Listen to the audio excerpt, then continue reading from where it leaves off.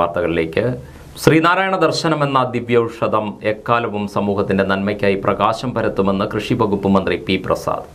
അങ്ങേയറ്റം രോഗാതുരമായ കാലത്ത് സമൂഹത്തെ ചികിത്സിച്ച് ഭേദമാക്കുവാൻ കഴിഞ്ഞു എന്നതാണ് ശ്രീനാരായണ ഗുരുദേവന്റെ പ്രത്യേകതയെന്നും മന്ത്രി പറഞ്ഞു. SNDP യോഗം മാന്നാർ യൂണിയനിലെ 3711 നമ്പർ കുളഞ്ഞിക്കാരാഴ്മ ശാഖയുടെ ആഭിമുഖ്യത്തിലുള്ള ശ്രീനാരായണ കൺവെൻഷൻ ഉദ്ഘാടനം ചെയ്ത് സംസാരിക്കുകയായിരുന്നു മന്ത്രി പി പ്രസാദ്. വളരെ താല്പര്യപൂർവ്വം കുഞ്ഞുങ്ങൾ തന്നെ ശ്രീനാരായണ കൃതികൾ എല്ലാം പഠിക്കുകയും ശ്രീനാരായണ ദർശനത്തെക്കുറിച്ച് അവർ നല്ലവണ്ണം പഠിച്ച് മുന്നോട്ട് വരികയും ചെയ്യുന്നുണ്ട്. മറ്റിടങ്ങളിലില്ലാത്ത വലിയ പ്രത്യേകതയാണിത്. അതുകൊണ്ട് കുളഞ്ഞിക്കാരാഴ്മ ഒരുപാട് സവിശേഷതകളുള്ള ഒരു മേഖലയാണ്, ശാഖയാണ് അദ്ദേഹം പറയുന്നത്.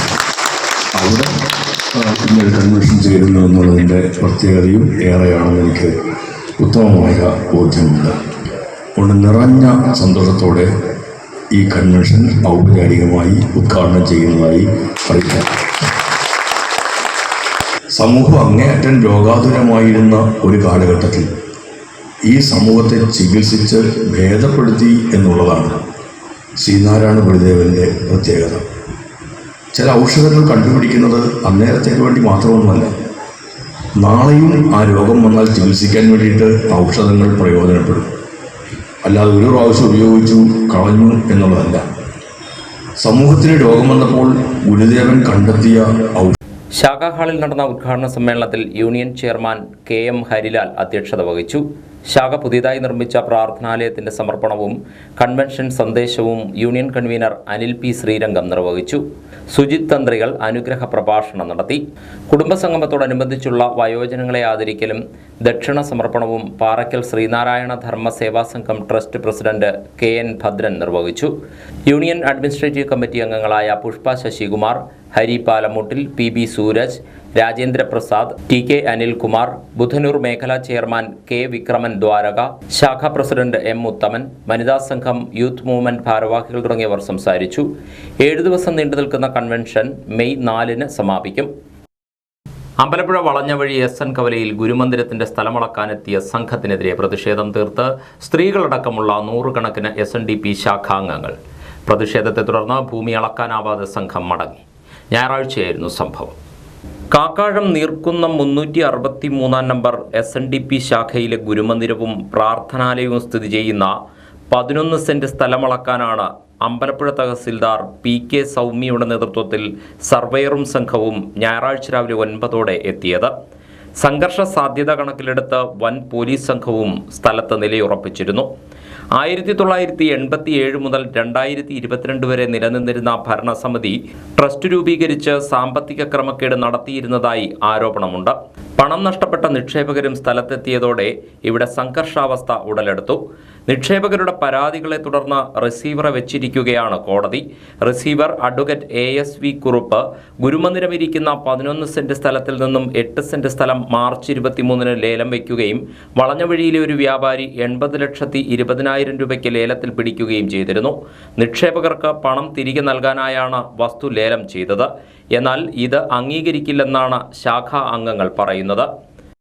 ഈ റിസീവർ വന്നതിന് ശേഷം നിർഭാഗ്യമെന്ന് പറയട്ടെ, ഒരു കോർട്ട് ഉദ്യോഗസ്ഥൻ കോടതിയിൽ ഇതുവരെ നിക്ഷേപകർക്ക് എത്ര പണം കൊടുക്കാനുണ്ടെന്നോ, ഇവിടുന്ന് ലോൺ എടുത്ത ആ ശ്രീനാരായണ ട്രസ്റ്റിൽ നിന്ന് ലോൺ എടുത്തവർക്ക് എത്ര കിട്ടാനുണ്ടെന്നോ, അവരിൽ നിന്ന് എത്ര കിട്ടാനുണ്ടെന്നോ, ഈ ഭൂമി ഹൈവേ അതോറിറ്റി ഏറ്റെടുത്ത വകയിലും ഇവിടുത്തെ സാധന സാമഗ്രികൾ മറ്റ് ജനറേറ്ററും AC-യും ഒക്കെ പറിച്ച് വിറ്റ വകയിലും കെട്ടിടം ഉപയോഗിക്കാൻ കിടന്ന കെട്ടിടം പൊളിച്ച് വിറ്റ വകയിലുമൊക്കെ എത്ര രൂപ അദ്ദേഹത്തിൻ്റെ കൈവശം കിട്ടിയിട്ടുണ്ട്, നാളെ വാടക ഇനത്തിൽ എത്ര കിട്ടിയിട്ടുണ്ട്, ഇതൊന്നും അദ്ദേഹം ഒരു സ്റ്റേറ്റ്മെൻറ്റ് കൊടുക്കാൻ തയ്യാറായിട്ടില്ല. കോടതി പറയുന്നത് ഓരോ റിപ്പോർട്ടുകൾ കൊടുത്ത് ആ റിപ്പോർട്ടിൻ്റെ പുറത്ത് ഓരോ വസ്തുക്കൾ വിൽക്കുന്നത് ഗവൺമെൻറ് റേറ്റിലാണ് വിൽക്കുന്നത്. തറവിലയ്ക്ക് വിറ്റുകൊണ്ട് മറിച്ച് വിൽക്കുകയാണെന്നാണ് ഇവിടുത്തുള്ള നാട്ടുകാരെല്ലാം പറയുന്നത്. ഇപ്പം നമ്മൾ നിൽക്കുന്ന സ്ഥലത്ത് നിന്ന് 8 സെന്റ് സ്ഥലം വെറും 10 ലക്ഷം രൂപ വിലയ്ക്ക് 80 ലക്ഷം രൂപയ്ക്കാണ് വിറ്റിരിക്കുന്നത്. ഇവിടെ 20 ലക്ഷം രൂപ സെന്റിന് വിലയുണ്ടെന്ന് എല്ലാവർക്കും അറിയാവുന്നൊരു കാര്യമാണ്. അപ്പോൾ ഈ അഴിമതി നടക്കുന്ന ഒരു ഭാഗത്ത്, കോടതിയെ തെറ്റിദ്ധരിപ്പിക്കുന്ന ഒരു ഭാഗത്ത് ഞങ്ങളെ കോടതി കേൾക്കാൻ തയ്യാറാകുന്നില്ല. ഏതായാലും ഞങ്ങൾ സുപ്രീം കോടതിയിലേക്ക് പോകാൻ SLP ഫയൽ ചെയ്യുക. 8 സെന്റ് സ്ഥലം പോയാൽ ബാക്കി 3 സെന്റ് സ്ഥലം മാത്രമാണ് ഉണ്ടാവുക. സ്ഥലത്തിന് പിന്നിലുള്ള താമസക്കാർക്ക് 1.5 സെന്റ് വഴി നൽകണം. പിന്നീട് 1.5 സെന്റ് സ്ഥലം മാത്രമാണ് അവശേഷിക്കുക. ഈ 1.5 സെന്റ് സ്ഥലത്ത് ഗുരുമന്ദിരവും പ്രാർത്ഥനാലയവും നിർമ്മിക്കാനാവില്ലെന്നാണ് ശാഖാ അംഗങ്ങൾ പറയുന്നത്. ശാഖയുമായി ബന്ധമില്ലാത്ത ട്രസ്റ്റ് വരുത്തിവെച്ച കടം വീട്ടാൻ ശാഖാസ്ഥലം നൽകാനാവില്ലെന്ന നിലപാടിലാണ് അംഗങ്ങൾ. ശാഖയുടെ പേരിൽ വളഞ്ഞവഴി കടപ്പുറത്ത് ശ്മശാനം നിർമ്മിക്കാനായി ചുമട്ടുതൊഴിലാളികൾ സംഭാവനയായി നൽകിയ സ്ഥലത്ത് ഗുരുമന്ദിരം നിർമ്മിക്കാനാണ് റിസീവർ ശാഖാ ഭാരവാഹികളോട് നിർദ്ദേശിച്ചത്. എന്നാൽ ഈ സ്ഥലം തീരപരിപാലന നിയമത്തിനകത്തുള്ളതാണെന്നും ഇവിടെ കെട്ടിട നിർമ്മാണം നടക്കില്ലെന്നും ഭാരവാഹികൾ പറഞ്ഞു. ശാഖാ അംഗങ്ങളുടെ വൻ പ്രതിഷേധത്തെ തുടർന്ന് സ്ഥലമളക്കാനെത്തിയ സംഘം മടങ്ങി. വിവരങ്ങൾ കോടതിയെ അറിയിക്കുമെന്നും കോടതി തീരുമാനപ്രകാരം തുടർ നടപടികൾ സ്വീകരിക്കുമെന്നും ഭൂമി അളക്കാനെത്തിയ സംഘം വ്യക്തമാക്കി. ശാഖയുടെ പേരിലുണ്ടായിരുന്ന ദേശീയപാതയ്ക്ക് കിഴക്ക് ഭാഗത്തെ 21 സെന്റ് സ്ഥലം മാസങ്ങൾക്ക് മുമ്പ് 2.5 കോടിക്ക് ലേലത്തിൽ പോയിരുന്നു. കല്യാണ മണ്ഡപം സ്ഥിതി ചെയ്യുന്ന 70 സെന്റ് സ്ഥലവും മണ്ഡപവും ലേലത്തിൽ വെച്ചെങ്കിലും ആരും ലേലം കൊണ്ടില്ല.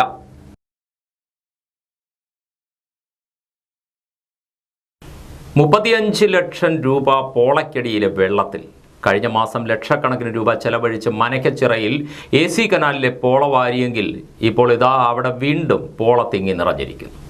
വർഷം തോറും ലക്ഷക്കണക്കിന് രൂപ ചെലവഴിച്ചുള്ള പോളവാരിക്കളി കാണണമെങ്കിൽ ചങ്ങനാശ്ശേരി മനക്കച്ചിറയിലെത്തണം. അവിടെ AC കനാലിലാണ് പോളവാരിക്കളി.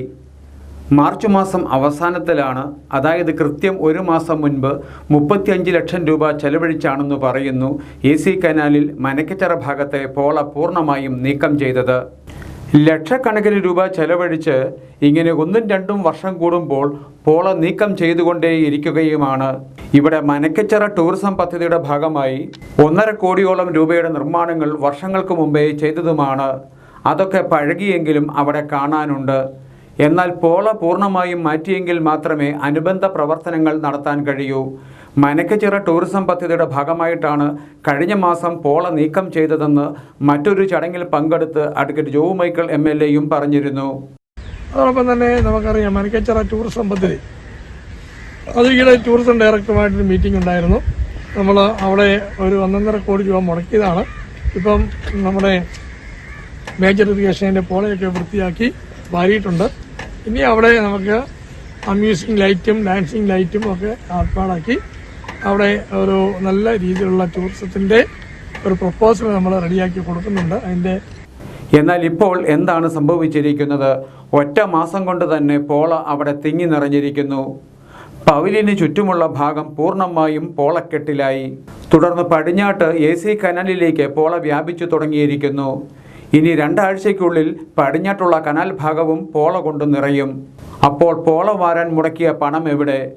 അത് പോളയ്ക്കടിയിലെ വെള്ളത്തിലായെന്ന് പറയാം. എന്തിനാണ് വർഷം തോറും ഇങ്ങനെ പാഴ്ചെലവ്? ഒരു പ്രാവശ്യം പോള പൂർണ്ണമായും വാരി മാറ്റിയാൽ അടുത്തുള്ള വീട്ടുകാർക്ക് വേണമെങ്കിൽ പുതുതായി രൂപം കൊള്ളുന്ന 1-2 പോള നീക്കം ചെയ്യാവുന്നതേ ഉള്ളൂ. അത് സാധിക്കാതെ വന്നാൽ നഗരസഭയോ മറ്റ് ഡിപ്പാർട്ട്മെൻറ്റുകളോ ആഴ്ചയിൽ ഒരു ജോലിക്കാരനെ നിയോഗിച്ചാൽ പോള നീക്കം ചെയ്യാൻ കഴിയും. എന്ന് പറഞ്ഞാൽ ആഴ്ചയിൽ 1000 രൂപയുടെ ചെലവ്. പിന്നെ സൗകര്യം പോലെ ഏതാഴ്ചയിൽ വേണമെങ്കിലും ടൂറിസത്തിന് വേണ്ടിയുള്ള പണികൾ ആരംഭിക്കുകയും ചെയ്യാം. അല്ലാതെ 2 മാസത്തിനുള്ളിൽ 35 ലക്ഷം രൂപ വീതം ചെലവഴിക്കേണ്ടതില്ല. കനാലിലെ പോള പൊതുജനത്തിൻ്റെ നികുതിപ്പണം വാരടാ വാര്. ചങ്ങനാശ്ശേരി അസംഷൻ കോളേജിൽ +1, +2 വിദ്യാർത്ഥികൾക്കായി യുവ ത്രിദിന ടീൻ ക്യാമ്പ് സംഘടിപ്പിക്കുന്നു. മെയ് 7, 8, 9 തീയതികളിലാണ് ക്യാമ്പ്. നിങ്ങളുടെ സ്വപ്നങ്ങളെ നിങ്ങൾ തന്നെ കണ്ടെത്തൂ എന്ന ഹാഷ്ടാഗുമായാണ് ചങ്ങനാശ്ശേരി അസംഷൻ ഓട്ടോണമസ് കോളേജ് JCIയുടെ സഹകരണത്തോടെ +2 വിദ്യാർത്ഥികൾക്കായി സ്വപ്നങ്ങളുടെ നിറക്കൂട് തുറക്കുന്ന അറിവുകളും അനുഭവങ്ങളും പകരുന്ന ത്രിദിന ടീൻ ക്യാമ്പ് യുവ സംഘടിപ്പിച്ചിരിക്കുന്നത്. പുതിയ പഠന മേഖലകൾ, കരിയർ സാധ്യതകൾ എന്നിവ കണ്ടെത്താനും ലൈഫ് സ്കിൽ, സ്പോർട്ട് ഫിറ്റ്നസ് എന്നിവയിൽ പരിശീലനം നേടാനും ഈ ക്യാമ്പ് ഉപകരിക്കുമെന്ന് principal father doctor Thomas Parathara KCV news പ്രതിനിധിയോട് പറഞ്ഞു. അഞ്ചുവിളക്കിന്റെ നാട്ടിൽ 75 വർഷം പിന്നിടുന്ന ചങ്ങനാശ്ശേരി അസംഷൻ കലാലയം. ഈ കലാലയത്തിൽ മെയ് 7, 8, 9 തീയതികളിലായി യുവ ത്രിദിന ക്യാമ്പ് നടത്തപ്പെടുകയാണ്.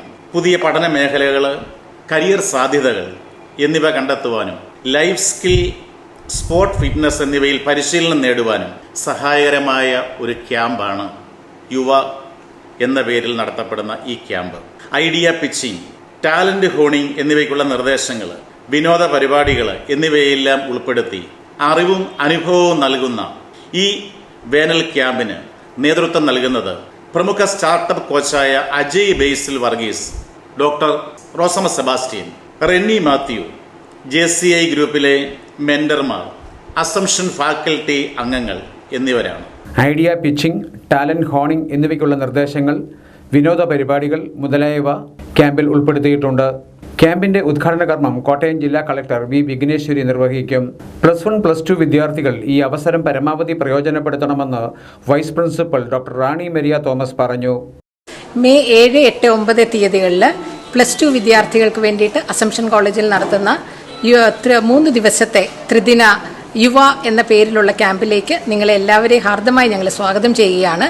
+2വിന് ശേഷം കോളേജിലേക്ക് വരുമ്പോൾ ഏത് വിഷയം ഞങ്ങൾ എടുക്കണം, അല്ലെങ്കിൽ ഏതിലാണ് എൻ്റെ കഴിവുള്ളത്, അതുപോലെ തന്നെ ഈ 4 വർഷ ബിരുദ കോഴ്സുകളൊക്കെ എന്താണ്, ഇതിനെക്കുറിച്ച് ഒത്തിരി സംശയങ്ങളുള്ള വിദ്യാർത്ഥികളെ സംബന്ധിച്ചിടത്തോളം നിങ്ങളുടെ എല്ലാ സംശയങ്ങളും തീർക്കുവാനും നിങ്ങളുടെ പേഴ്സണാലിറ്റിക്ക് നല്ലൊരു ഗ്രൂമിങ് കിട്ടുവാനുമുള്ള ഒരു അവസരമായി എല്ലാവരും ഇതിനെ കാണുക.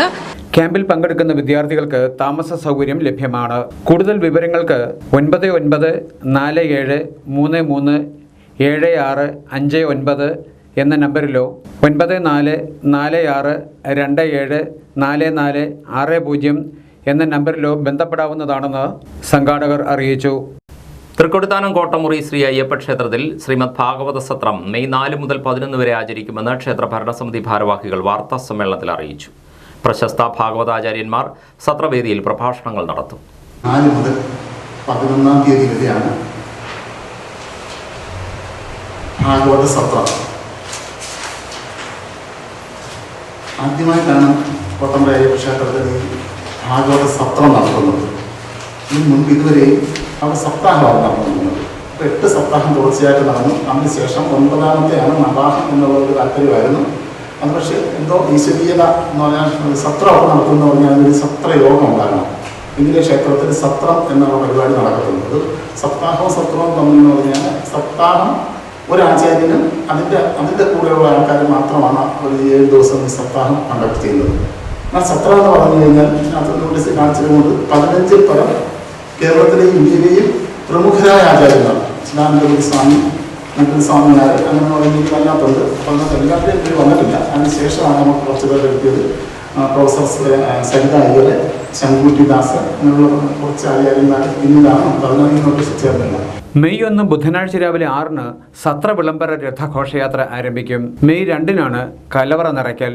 മെയ് 4 വൈകുന്നേരം 5:30-ന് കൊടിയേറ്റിന് ശേഷം സത്ര സമാരംഭ സഭ നടത്തും. 7-ന് ഭദ്രദീപം പ്രകാശനം ചെയ്യും. തുടർന്ന് തന്ത്രിമുഖ്യൻ ബ്രഹ്മശ്രീ കുഴിക്കാട്ടില്ലത്ത് അക്കീരമൺ കാളിദാസ ഭട്ടതിരിപ്പാട് അനുഗ്രഹ പ്രഭാഷണവും മുഖ്യ യജ്ഞാചാര്യൻ ബ്രഹ്മശ്രീ അഡ്വക്കേറ്റ് TR രാമനാഥൻ വടക്കൻപറവൂർ മഹാത്മ്യ പ്രഭാഷണവും നടത്തും. തുടർന്നുള്ള ദിവസങ്ങളിൽ പ്രശസ്ത ഭാഗവതാചാര്യന്മാർ സത്രവേദിയിൽ പ്രഭാഷണങ്ങൾ നടത്തും. ക്ഷേത്ര ഭരണസമിതി ഭാരവാഹികളായ MG ചന്ദ്രമോഹൻ, PG അനിൽകുമാർ, ബാലൻപിള്ള, വിജയകുമാർ, അശോക് കുമാർ തുടങ്ങിയവർ വാർത്താ സമ്മേളനത്തിൽ പങ്കെടുത്തു. തലവടി ഗണപതിപുരം ഗണപതി ക്ഷേത്രത്തിലെ ശ്രീമദ് ഭാഗവത സപ്താഹയജ്ഞത്തിന്റെ ഭാഗമായി തിങ്കളാഴ്ച രുക്മിണി സ്വയംവരം നടന്നു. മരങ്ങാട്ടില്ലത്ത് നിന്ന് ആരംഭിച്ച രുക്മിണി സ്വയംവര ഘോഷയാത്ര ക്ഷേത്രത്തിന് വലം വച്ച് യജ്ഞശാലയിൽ എത്തിച്ചേർന്നു.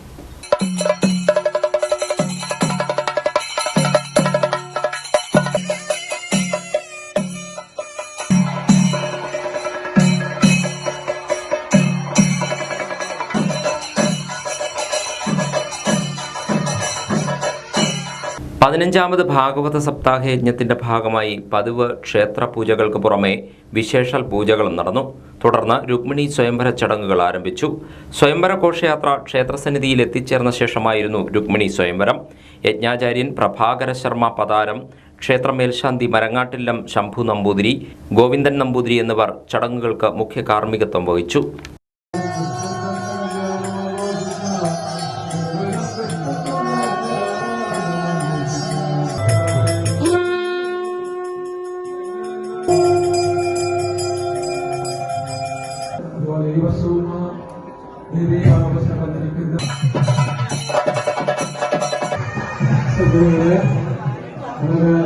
രുക്മിണി സ്വയംവരത്തിന് ശേഷം ശൈലപുത്രി തിരുവാതിര സംഘം അവതരിപ്പിച്ച തിരുവാതിരക്കളി അരങ്ങേറി.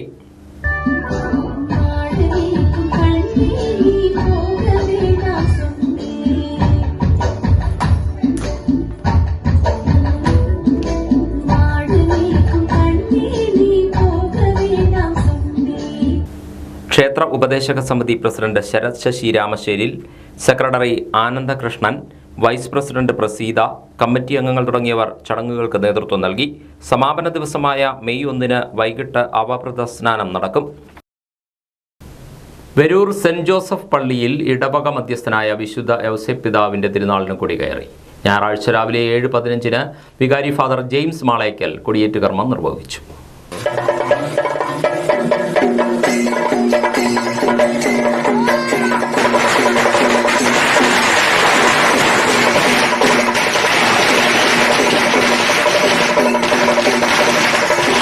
രാവിലെ 5:30 വിശുദ്ധ കുർബാനയോടെയാണ് പള്ളിയിൽ കർമ്മങ്ങൾ ആരംഭിച്ചത്. 7:15 കൊടിയേറ്റിന് ശേഷം ലതീഞ്ഞ്, ആഘോഷമായ വിശുദ്ധ കുർബാന എന്നിവ നടത്തി. വൈകുന്നേരം 4:30 ഫാദർ ജോൺ പ്ലാത്താനം വിശുദ്ധ കുർബാന അർപ്പിക്കുകയും വചന സന്ദേശം നൽകുകയും ചെയ്തു. മെയ് 5 ഞായറാഴ്ചയാണ് പ്രധാന തിരുനാൾ. അന്നേ ദിവസം വൈകുന്നേരം 6 തിരുനാൾ പ്രദക്ഷിണം ആരംഭിക്കും. പ്രദക്ഷിണം സമാപിക്കുമ്പോൾ തിരുനാളിന് കൊടിയിറങ്ങും. ആലപ്പുഴ ചന്ദനപ്പള്ളി സെന്റ് ജോർജ് ഓർത്തഡോക്സ് വലിയ പള്ളി പെരുന്നാൾ മെയ് 1 മുതൽ 8 വരെ വിവിധ പരിപാടികളോടെ നടക്കും.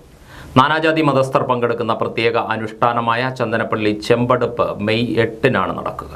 പെരുന്നാളിന്റെ ഭാഗമായി വിശുദ്ധ മൂന്നിന്മേൽ കുർബാനയും സമ്മേളനങ്ങളും മധ്യസ്ഥ പ്രാർത്ഥനയും പ്രവാസി സംഗമവും വിവിധ പദയാത്രകളും നടക്കും. നാനാജാതി മതസ്ഥർ പങ്കെടുക്കുന്ന പ്രത്യേക അനുഷ്ഠാനമായ ചന്ദനപ്പള്ളി ചെമ്പടുപ്പ് മെയ് 8 നടക്കുന്നത്. വിവിധ സമ്മേളനങ്ങളിലായി മന്ത്രിമാരടക്കം രാഷ്ട്രീയ സാംസ്കാരിക രംഗത്തെ പ്രമുഖർ പങ്കെടുക്കുമെന്ന് വാർത്താസമ്മേളനത്തിൽ ഭാരവാഹികൾ അറിയിച്ചു. സഭയിലെ തന്നെ ആഗോള തീർത്ഥാടന കേന്ദ്രമായ ഒരു ദേവാലയമാണ്. അതിപുരാതനമായ ചരിത്രങ്ങൾ ഈ ദേവാലയത്തിനുണ്ട്. ഒരു പ്രാദേശിക ആചാരം എന്ന നിലയിലാണ് ചെമ്പടുപ്പിൻ്റെ ഒരു സ്ഥാനം നമ്മുടെ ദേവാലയത്തിനുള്ളത്. എന്നാൽ ഇന്നത് വലിയ തരത്തിൽ തന്നെ വിവിധമായ മലങ്കര സഭയിലെ വിവിധമായ ദേവാലയങ്ങളിൽ അത് വ്യാപരിക്കപ്പെടുകയാണ്. അത്തരത്തിൽ ഇടവകയെ സംബന്ധിച്ചിടത്തോളം വലിയ സന്തോഷമാണ് അതൊക്കെ നോക്കിക്കാണുക എന്ന് പറയുന്നത്. 1 തീയതി മുതൽ 8 വരെയാണ്. 28 തീയതി അച്ഛൻ ഓർമ്മിപ്പിച്ചതുപോലെ ഇന്നലെ കൊടിയേറി. അതിനുശേഷം 1 തീയതി മുതൽ വിവിധ ഇനം പരിപാടികൾ, മതമേലധ്യക്ഷന്മാർ, സാമൂഹിക രാഷ്ട്രീയ രംഗത്തുള്ള പ്രമുഖരൊക്കെ പങ്കെടുക്കുന്ന വിവിധ തരത്തിലുള്ള പരിപാടികളൊക്കെയാണ് ക്രമീകരിച്ചിരിക്കുന്നത്. ഇത്തരത്തിൽ സഹദായുടെ തിരുശേഷിപ്പിനാൽ സ്ഥാപിതമായിരിക്കുന്ന ഈ പെരുന്നാളെന്ന് പറയുമ്പോൾ ഒരു നാടിൻ്റെ തന്നെ വലിയ ഉത്സവമാണ്, ഒരു നാടിൻ്റെ തന്നെ വലിയ ആചാരമാണ് ഇവിടെ ചന്ദനപ്പള്ളി ആ ദേശത്ത് നമുക്ക് കാണുവാനായിട്ടുള്ളത്.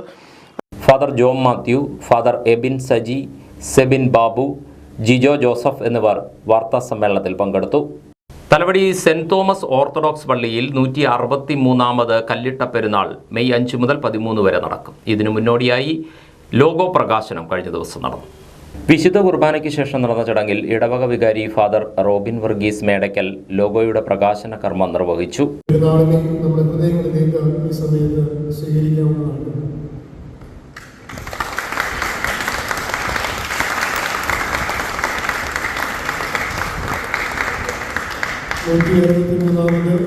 കുഴിപ്പള്ളി പെരുന്നാൾ മെയ് മാസം 5 മുതൽ 13 വരെ.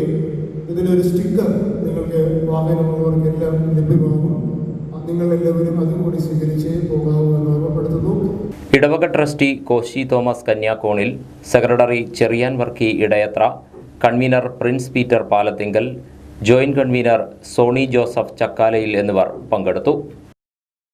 ആലപ്പുഴ, കോട്ടയം, പത്തനംതിട്ട ജില്ലകളിലെ വാർത്തകൾക്കും ലൈവ് പ്രോഗ്രാമുകൾക്കുമായി മാന്യപ്രേക്ഷകർ കുട്ടനാട് കേബിൾ വിഷൻ എന്ന ഞങ്ങളുടെ യൂട്യൂബ് ചാനൽ സബ്സ്ക്രൈബ് ചെയ്യുക. ഇനി ഇന്നത്തെ സ്വർണ്ണവില. ഇന്നത്തെ സ്വർണ്ണവില നിങ്ങൾക്കായി സമർപ്പിക്കുന്നു സ്വപ്ന ജ്വല്ലറി. അഴകേറും സ്വപ്നങ്ങൾക്ക് നിറവേകും സ്വപ്ന ജ്വല്ലറി, ചങ്ങനാശ്ശേരി. സ്വർണം ഗ്രാമിന് 6655 രൂപ, പവന് 53,240 രൂപ. വാർത്തകൾ കഴിഞ്ഞു. നമസ്കാരം.